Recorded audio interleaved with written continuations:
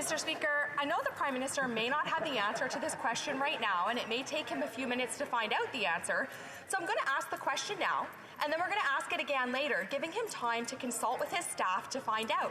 So, Mr. Speaker, my question is this. Did the Prime Minister claim the $215,000 illegal vacation as a taxable benefit on his income tax return? Good question. The Right Honourable Prime Minister.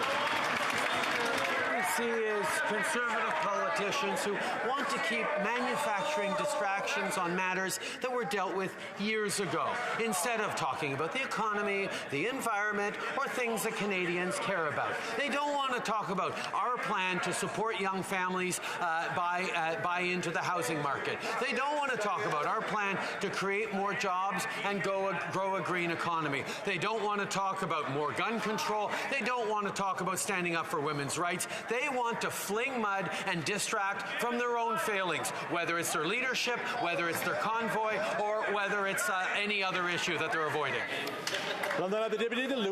The honourable member for Louis Saint Laurent. Mr. Speaker, this is not a distraction. This is a matter of facts. RCMP documents show that the Prime Minister committed a fraud offence. He received a $215,000 gift from someone who lobbies the Canadian government. Yesterday, he admitted that he never gave himself permission to receive that gift.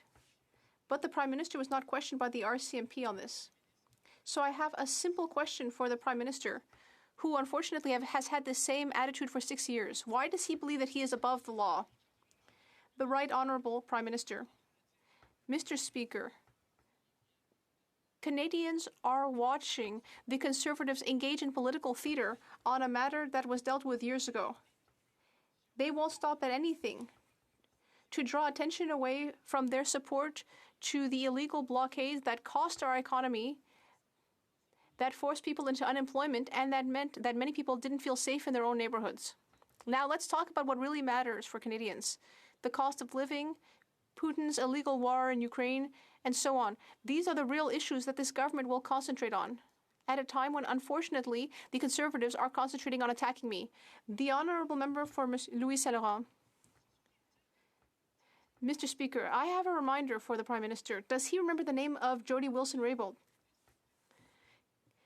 I'd like to remind him about this person, this woman who respected the law, unlike the Prime Minister, someone who was shown the door by the Prime Minister. Why? Because she cared about supporting the law and because she refused to engage in political partisanship with legal proceedings. And the way the Prime Minister acted with her is the same way that he acted with the $215,000 gift. Why does this Prime Minister once again think that he is above the law? The Right Honourable Prime Minister. Mr. Speaker. Once again, we see that the Conservatives are desperate to talk about anything except what really matters. What really matters in Canadians' daily lives. Investing in childcare. Reducing the gap between Indigenous and non-Indigenous communities. Investing in green infrastructure. Ensuring that the wealthy pay their fair share. No, the Conservatives just want to hurl political attacks, personal attacks at me instead of actually concentrating on issues that matter to Canadians. Eastman.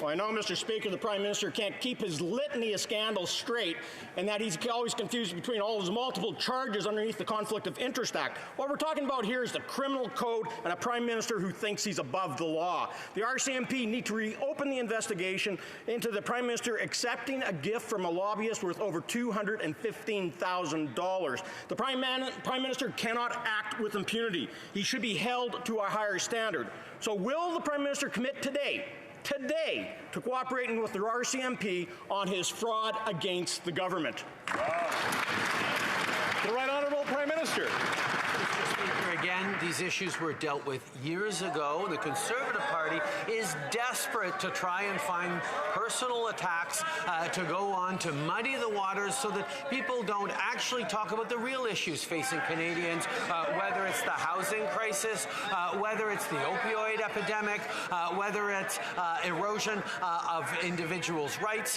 whether it's support for the green transition. These are things that matter deeply to Canadians that unfortunately Conservatives, well, they'd rather focus on me than focusing on what deeply matters to Canadians in their daily lives.